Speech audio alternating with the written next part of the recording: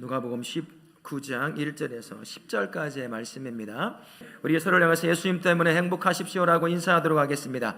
예수님 때문에 행복하십시오. 예수님으로 말미암아 행복하실 수 있기를 바라겠습니다. 작년 초반에 한국경제학회에서 논문 하나가 발표가 됐습니다. 제목이 이런 제목이에요. 우리나라 노동시장에서의 흑수저 디스카운트 효과.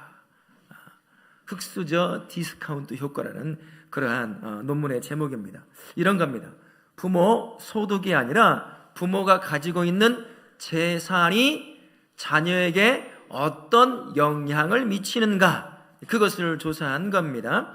집중해서 분석해 보니까 부모가 돈을 가지고 있으면 있을수록 자녀들이 좋은 직장에 좋은 연봉을 받으며 살더라, 이런 결과가 나왔다고 얘기를 하는 겁니다. 이런 겁니다. 부모의 체력이요, 결국에는 자녀가 정규직에 좋은 직장에 대기업에 입사할 수 있느냐 없느냐를 결정한다는 겁니다. 비교군에 재력이 없는 부모를 둔 청년들과 비교를 해봤어요. 그랬더니 7.9% 이상으로 재력이 있는 부모를 둔 자녀들이 좋은 직장, 대기업, 정규직에 좋은 연봉을 받으며 입사를 하더라, 이 이야기입니다. 왜 그럴까요? 지금 취업도요, 굉장히 준비를 해야 합니다. 대학 시절부터 준비할 뿐만 아니라 졸업을 하고 나서도 스펙을 쌓아야 돼요. 때로는 졸업하고 나서도 학원을 등록해야 될 때도 있습니다. 면접 학원을 등록하든 뭐든 해야 된다는 거죠. 근데 이것이 다 공짜로 이루어집니까? 뭘로 이루어질까요? 돈으로 이루어져요. 부모가 가지고 있어서 가진 돈을 자녀에게 대주면서 그렇게 입사를 준비할 수 있는 기회를 줘야 한다는 거예요. 그러나 재력이 없는 부모를 둔 자녀들은 어떻게 해야 될까요? 학자금 대출 갚아야죠. 아르바이트해서 학원비를 벌어야 하죠. 할 수가 없는 거예요. 재력이 있는 부모는 부모의 돈을 힘입어서 아무 걱정 없이 입사만 잘 준비하면 되지만, 재력이 없는 부모를 둔 청년들은요, 자기가 직접 벌어야 되는 거예요. 학자금도 갚아 나가야 되는 것이고요. 그러다 보니 입사를 준비할 수 있는 기회가 없는 겁니다. 그래서 20, 30대 청년들이 이런 얘기를 한다고 해요. 흑수저는 금수저를 이길 수 없다. 맞나요? 흑수저는 금수저를 이길 수 없나요? 이길 수 있어요? 이겨보셨어요? 저의 경험은 못 이기더라고요. 그 집이 망하지 않는 이상 저 절대 못 이겨봤어요. 우리 사회가 겪고 있는 깊은 절망과 공정성의 문제를 다루고 있는 그런 논문이라고 할 수가 있습니다. 이런 금수저, 흑수저 이 계층은 지금만 있었을까요? 모든 시대, 모든 문화에 다 있었을 겁니다. 예수께서 사역하신 이 시대는 어땠을까요? 아마 지금과는 비교할 수 없을 정도로 아주 고정된 계층으로 남아 있었을 겁니다. 흑수저라고 말하는 그런 사람들은 절대로 금수저로 올라갈 수가 없는 거죠. 우리 시대에는 가끔씩 있었어요. 어디에서 욕난다고 그러죠? 개천에서 욕나는 때가 가끔 있었습니다만 지금은 이제 많이 사라지긴 했지요. 근데 이 고대 사회에서는 이게 거의 이루어지지가 않는 겁니다. 신분 자체가 흑수저라는 신분과 금수저라는 신분으로 나눠져 있기 때문에 올라갈 수가 없는 거죠. 이런 관점으로 봤을 때 오늘 본문에 나오고 있는 한 사람의 이름이 언급이 되죠. 누굽니까? 삭개오라고 하는 사람은 어떤 사람일까요? 금수저입니다. 부모가 재산을 물려줘서 금수저는 아니지만 이 삭개오라고 하는 사람은 누구나 부러워하는 금수저 집안의 사람이었던 거죠. 삭개오가 금수저일 수밖에 없는 몇 가지 이유가 있어요. 첫 번째는 그가 정통 유대 사람이라는 것입니다. 그 땅에서 뿌리를 내리고 부를 누릴 수 있으라고 한다면 그가 이방인이 아닌 유대 사람이었어야 한다는 거예요. 삭개오는 정통 유대 사람이었던 겁니다. 거기에 더해서 삭개오는 계산이 빨라요. 유대 사람들이요, 정말 계산 빠릅니다. 돈 버는 일에는요, 아무도 못 따라갈 정도예요. 문제 당하면 변호사를 고용할 때 미국에서는 누구를 고용하라고 말하냐면 유대인 변호사를 고용하라고 그래요. 저도 한번 당해봤거든요. 간접 교통사고를. 나중에는 한국인 사무장을 둔 이 미국인 변호사에게 맡겼어요. 3년이 걸렸어요. 3년이. 근데 당신 실수한 거예요. 목사님. 유대인 변호사한테 맡기면요, 일주일 만에 500불을 받고요, 그 다음에 내가 상상할 수 없는 금액을 받을 수 있어요. 그 사람들에 맡기면 어떻게 해결이 되더라고요. 나중에 알았거든요. 이 돈 버는 데 있어서 유대인들은 타의 추종을 불허하는 그런 사람들이라고 할 수가 있어요. 삭개오가 이 계산에 능했습니다. 그래서 여리고라고 하는 지방에 뭐 하는 사람이었어요? 세리, 지금으로 말하면 회계사. 근데 얼마나 잘했으면 어디까지 올라갔어요? 서리장. 지금으로 말하면 전주 지방 뭐죠? 세무처장. 그 정도가 되는 거예요. 그 위치에 올라갔습니다. 이 당시에서 돈을 버는 가장 빠른 방법은 세리가 되는 방법이었거든요. 로마가 부과합니다. 로마의 지배 아래에 있는 모든 나라에 세금을 부과하거든요. 세금을 일정하게 부과를 합니다. 그러면 그것을 명령을 얻어받은 이 세리들이 이 세금의 2배, 3배를 얹는 거예요. 그리고 바쳐야 될 세금은 바치고 남은 돈은 자기가 다 호주머니에 집어넣는 겁니다. 그 중에 세리장이 되어서 이제는 직접 뛰지도 않고 사무소에 앉아서 자기 부하 직원들이 뜯어오는 세금으로 배를 불리기만 하면 되는 사람. 그 사람이 세리장인 삭개오라고 할 수 있는 거죠. 누구보다도 돈이 많았던 사람입니다. 금수저였어요. 노력형 금수저라고도 할 수가 있는 거죠. 이 시대의 부자라고 할 수 있을 정치와 종교 지도자들보다도 어쩌면 삭개오가 더 많은 부를 가지고 있었을 수도 있습니다. 그만큼 부자로 살고 있던 사람. 이제 그 부를 가지고 뭐만 하면 될까요? 행복하게 누리며 살기만 하면 되는 사람이었습니다. 하지만 삭개오는요, 금수저 부자였음에도 불구하고 전혀 행복한 사람이 아니었습니다. 아니, 정확하게 말한다고 한다면 그가 축적해온 그 부 때문에 가장 비극적인 삶으로 치닫고 있던 삶을 살던 사람이 이 삭개오라고 하는 사람이라고 할 수가 있습니다. 유대사회에서 부자는 어떤 사람인 줄 아세요? 유대사회에서 부자라고 하는 사람들은요, 하나님을 잘 믿는 사람들입니다. 하나님을 잘 믿어서 그의 인생에 하나님이 복을 내려주시니까 물질적 복을 누린다고 생각하며 그렇게 사는 사람들이었어요. 그래서 부자라고 한다면, 야, 저 사람 정말 하나님을 잘 믿는가 보다, 정말 율법을 잘 지키나 보다, 그렇게 생각하며 부를 부러워할 뿐만 아니라 그의 인생 전체를 존경하던 때, 그때가 바로 유대사회였습니다. 삭개오가 겉모습으로 보면 그런 삶을 산 거죠. 부자였어요. 누구도 못 따라올 정도의 부자였단 말입니다. 누구나 부러워하고 행복하고 존경받을 만한 그런 삶을 살고 있던 사람이 삭개오였지만, 그러나 그는 전혀 행복하지 않았어요. 존경받았습니까? 전혀 존경도 받지 않던 사람이었습니다. 엄청나게 많은 돈을 축적해서 그걸 가지고 존경받으며 부를 누리며 살면 되지만 그는 행복하지도 존경도 받지 못하는 그러한 비극적인 삶을 향해 내닫고 있던 사람이었습니다. 금수저 삭개오가 행복하지도 못하고 존경받지도 못한 그 진짜 문제는 바로 여기에 있는 거예요. 예수님이 살아가시던 1세기 그 시대에 로마가 모든 그 지방을 다 지배하고 있던 때였습니다. 그때 로마의 경제 시스템을 그대로 전부 다 자기가 지배하고 있는 식민지에 다 이식을 시켰습니다. 삭개오라고 하는 사람은요, 이 당시 로마가 가지고 온 경제 시스템을 그대로 순종하듯 쫓아가던 사람이었어요. 부자가 되려고 하면 그것을 쫓아가는 거죠. 그래서 부를 축적한 거예요. 지금으로 말하면 시장 경제를 쫓아가는 사람인 거예요. 지금으로 말하면 그래서 한 기업의 CEO가 되든지 투자를 내서 막대한 이득을 갖든지 뭐 이런 사람이라고 할 수가 있는 거죠. 바로 여기에 삭개오가 가진 심각한 문제가 있었던 겁니다. 삭개오는요, 그 시장, 그 당시에 로마가 지배하던 이끌어가던 경제 시스템을 쫓아가다 보니까 민족을 배반하게 되었어요.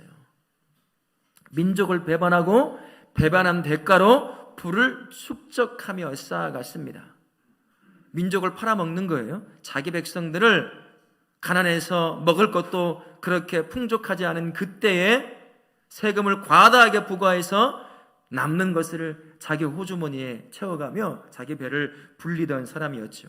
그러다 보니까 그가 부를 늘리면 늘릴수록 그의 인생은 유대 땅, 하나님이 지배하는, 하나님이 살아계시고 그분에 의해 세워지고 이끌어져 가야 될 그 땅에서 살면서도 불구하고 가장 비극적이고 불행한 삶을 살던 사람이 바로 이 삭개오라고 할 수가 있습니다.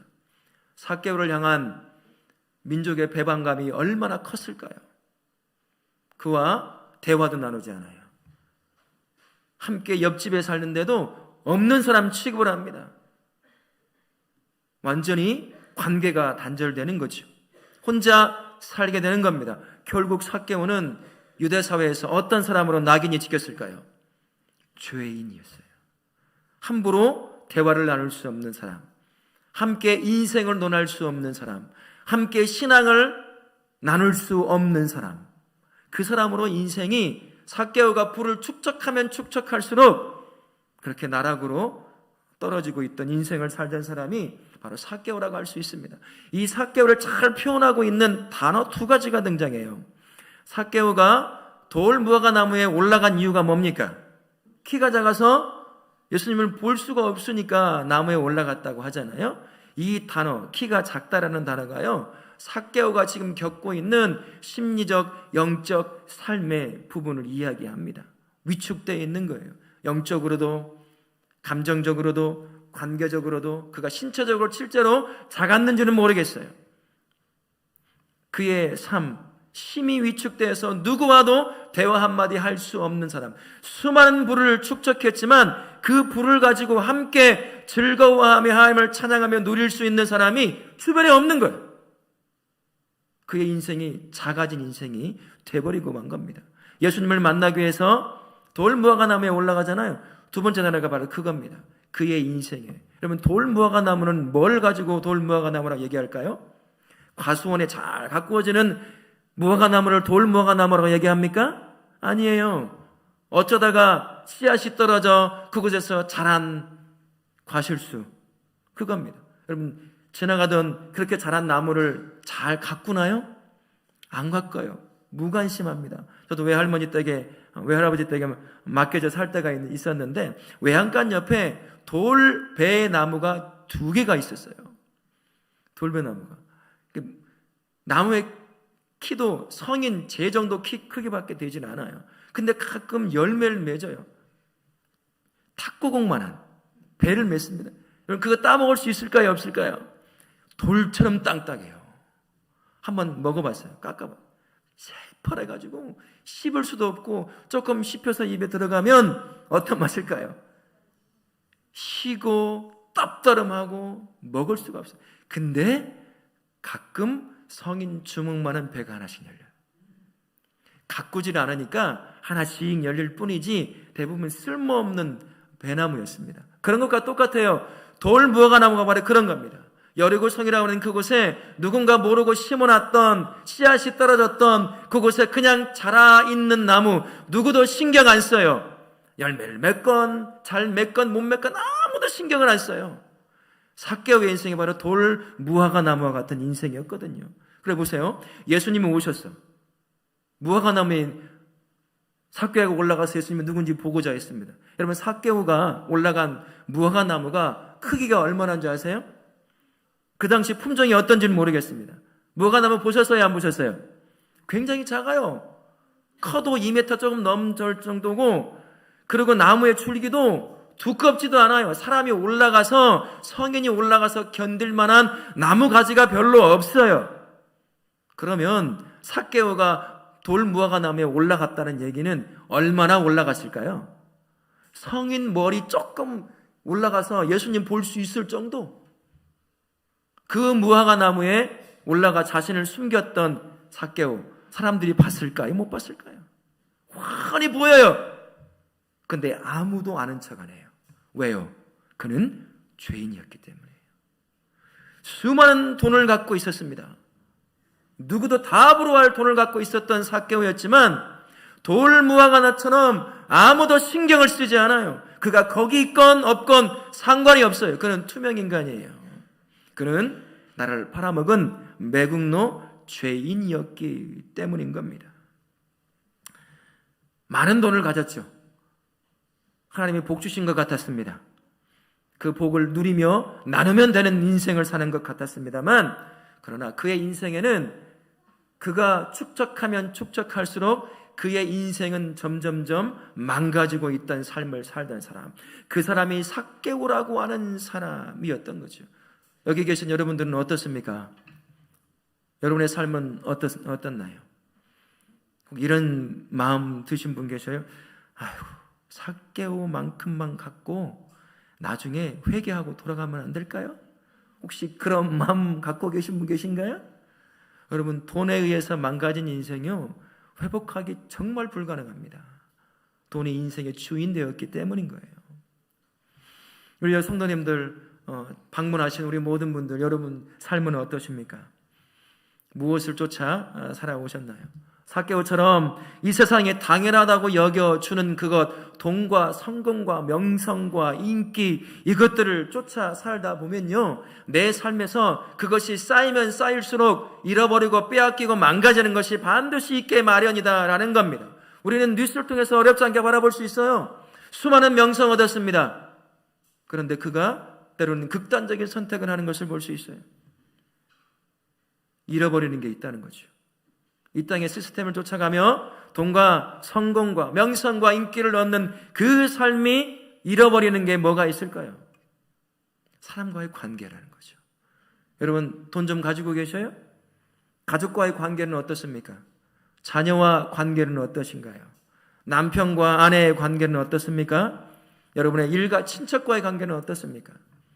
돈으로 말미암아 더 돈독해지고 더 행복을 나누는 관계로 만들어졌습니까?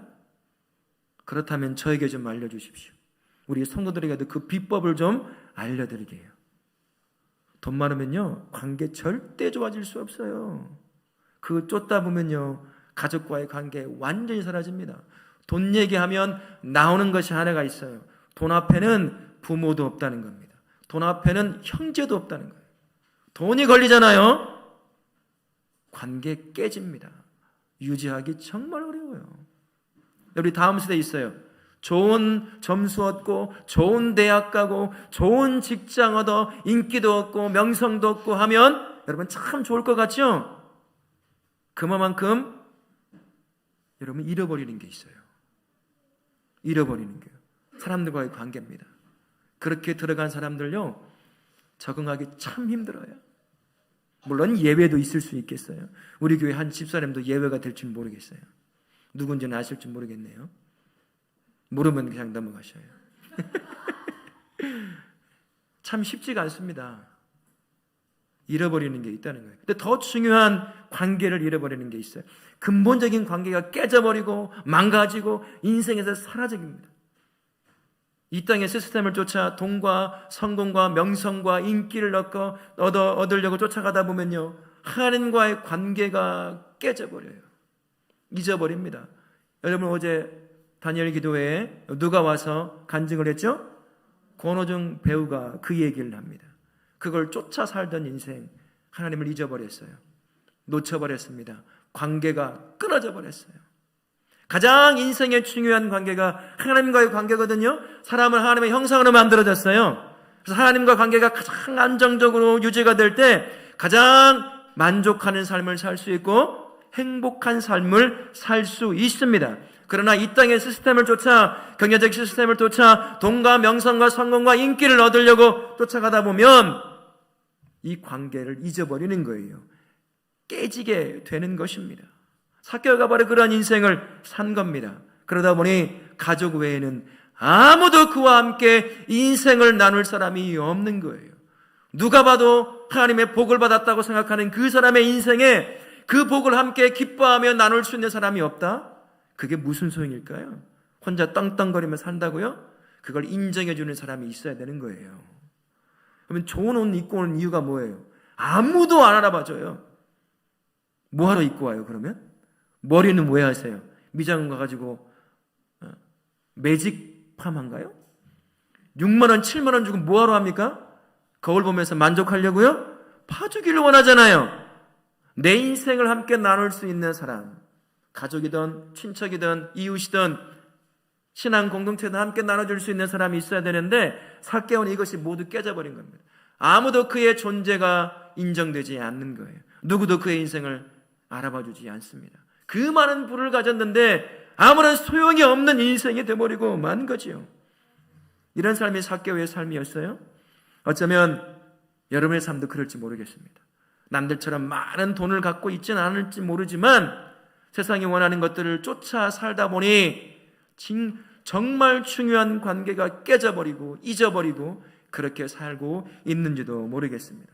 이런 상태에 놓여 있는 우리에게 예수님께서 이 삭개오를 통해 두 가지를 우리에게 가르쳐 주고 있습니다. 첫 번째가 뭐냐면요, 우리가 찾아진 자가 되었다는 거예요. 우리가 하나님을 찾아 나선 것이 아니라 하나님은 우리를 찾아왔다는 겁니다. 이게 은혜인 거예요. 우리는 스스로 이 굴레에서 벗어날 능력이 없습니다. 하나님을 찾아갈 능력이 없어요. 그걸 아시는 하나님께서 우리 인생에 찾아와 우리를 찾아내셨다라는 것, 그게 삭개오를 통해서 배우게 되는 겁니다. 여러분, 예수님이 삭개오를 만나본 적 있을까요? 없을까요? 한 번도 없어요. 그러나 그를 향해 자기 인생을 대변하고 있는 돌무화과나무 위에서 숨긴답시고 자그마한 이포리로 자기를 숨기고 있는 그를 향해서 삭개오야 내려오라, 그의 이름을 불러줍니다.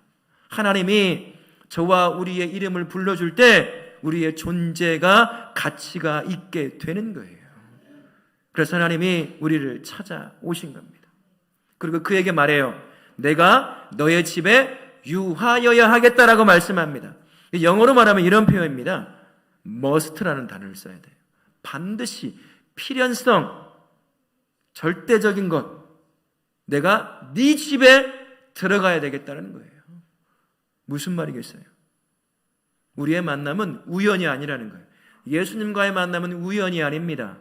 하나님은 나를 일방적으로 사랑하셔서 내 인생 벗어날 수 없는 그 굴레와 같은 그곳에 쌓여 쫓아 살고 있는 이 인생에 벗어날 수 없으니 직접 하나님이 찾아오셔서 우리의 인생을 바꿔놓으시겠다는 얘기예요. 우리를 구원하시겠다는 것입니다. 내가 나를 향한 구원은 그 어떤 것도 깨칠 수 없는 것이다. 그 이야기를 삭개오를 통해서 우리에게 보여주는 거예요. 깨져버린 하나님과의 관계, 내가 너를 찾아옴으로 말미암아 다시니 그 하나님과의 관계를 회복시켜낼 것이다. 그 의지를 보여주는 게 바로 내가 너의 집에 들어가서 오늘 유하여야 하겠다. 네가 거부한다고 하더라도, 네 인생 어떻게 어제까지 살아왔다 하더라도 그게 무엇이든 상관없다는 얘기예요. 이게 은혜인 겁니다. 내가 어제까지 무슨 인생을 살았는지 하나님은 그것 가지고 따지지도 않습니다. 묻지도 않아요. 하나님은 따지는 건 그겁니다. 내가 너를 사랑한다는 거예요. 내가 너를 그 인생에서 구원해내어 변화된 삶으로 이끌어 가겠다라고 하는 그 사랑으로 우리를 찾아와 주신다라는 것입니다. 여러분의 지금 이곳에 우연히 온 것 같지요? 전혀 그렇지 않습니다. 하나님의 인도하심이 있는 거예요. 여러분을 만나고 싶어 하신 것이죠. 여러분의 인생, 벗어나지 못하고 있는 그 굴레와 같은 인생에서 벗어나 그분으로 말미암아 진정한 만족과 진정한 행복을 누리게 하시기 위함이다라는 것을 기억하실 수 있기를 바랍니다. 예수님이 우리의 삶에도 이런 역사를 일으키기 원해요. 여러분의 삶에도 삭개오의 인생에 벌어졌던 이 역사를 일으키기를 원하시는 분, 그분이 우리 예수님이십니다. 어제의 삶 부끄러울 수도 있어요. 남들 생각하지 않고 오직 돈과 명성과 성공과 이것만을 위해 쫓아오다 보니 다른 사람들은 안중에도 없고 그들이 아픔을 당하든 슬픔을 당하든 아무런 상관도 없이 그저 나 하나 잘 살고 내 가족 잘 사는 그 일에만 몰두해 온 인생이라 하더라도 예수 앞에서는요, 그 인생 부끄러운 인생이 아닙니다. 그 인생 내려놓고 예수님 만나면 되는 거예요. 그분이 찾아와 오셨을 때, 내가 네 집에 유하여야겠다 말씀하셨을 때 삭개오가 어떻게 하지요? 그분을 자기 집으로 영접합니다. 우리의 삶이 바로 그거예요. 여러분의 삶에 찾아오신 그분, 여러분의 삶에 주인으로 영접하실 수 있기를 바랍니다. 여러분의 삶을 변화시키길 원하시죠? 여러분의 삶을 진정한 만족과 행복을 주기를 원하시는 분이 예수님이셔요. 그걸 못 찾아 헤매고 있으니 직접 우리를 찾아와 만나 주셨어요. 그럼 우리가 해야 될 일이 뭡니까? 그분을 영접하는 거죠. 삭개오가 그 영접을 합니다. 그러자 그의 인생 안에 놀라운 변화가 일어나요. 그가 지금까지 축적했던 수많은 그 부가, 돈이, 명성이, 인기가 달리 보이기 시작하는 거예요. 삭개오를 통해서 가르치는 두 번째가 바로 이것입니다. 그가 쌓았던 돈이며 성공이며 이 모든 것들이 하나님이 원래 의도하셨던 대로 방향이 잡혀져 가더라는 겁니다. 돈과 명성과 인기, 여러분 그 모든 것들이 우리 삶에 주시는 이유가 뭐겠습니까? 그건 도구예요. 하나님의 나라를 위해서 사용하도록 우리에게 주시는 도구입니다. 그러나 삭개오에게는 예수님을 만나기 전에 이 돈과 성공이라고 하는 것은요, 그의 인생 자체였습니다. 목적이었어요. 그게 하나님처럼 여겨지던 삶을 살던 사람이 삭개오라고 하는 사람이었습니다. 그러나 예수님을 만나고 그분이 주신 구원의 은혜 안에 들어가자 이제 그의 눈이 바뀌기 시작한 거예요.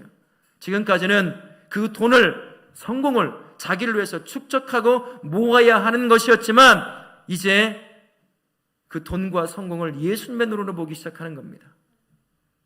그래서 이 돈과 성공을 가지고 돕는 도구로, 살려내는 도구로, 회복하는 도구로 사용하기 시작한 사람, 그게 삭개오입니다. 8절 한번 보십시오. 뭐라고 되어 있냐면요, 내 소유의 절반을 가난한 자들에게 주겠사오며 만일 누구의 것을 속여 빼앗은 일이 있으면 내 갑절이나 갚겠나이다. 그의 인생 단 한 번도 고백되지 못했던 이 고백이 예수를 만나자 그의 눈이 이제는 자기가 축적해왔던 돈과 성공과 명성, 이것들을 어느 방향을 향해 틀어야 될지를 깨닫게 되는 거죠. 가난한 자를 돕는 자로 자기에게 주신 돈과 성공을 이용합니다. 누군가에게 속여서 빼앗은 돈이 있다면 4배를 갚아 그 상처를 치유하겠다고 고백한 사람, 그 사람이 바로 삭개오라고 하는 사람입니다. 어떻게 해서 이런 일이 발생했어요? 찾아오신 예수님을 그가 영접하자 그의 눈이 바뀐 겁니다. 여러분에게 허락한 것들이 참 많아요. 그죠? 여러분의 인생에 돈도 허락하고 건강도 허락하고 눈에 넣어도 아프지도 않은 그러한 자녀도 허락했습니다. 수많은 것들을 허락했어요. 그 여러분에게 주신 것들이 방향이 어디를 향해 여러분은 가고 있습니까? 여전히 나와 내 가족, 이 땅이 옳다고 생각하는, 가르쳐주는 그 방향을 향해 가고 있습니까? 그렇다면요, 삭개오의 삶을 사는 거예요. 삭개오를 통해서 우리에게 가르쳐주는 게 그겁니다. 너를 찾아온 예수 그리스도를 너의 인생의 주인으로 영접하라는 거예요. 도구에 치여 도구일 수밖에 없는 것들이 삶의 목적이 되어 살아가는 인생 다 깨져요.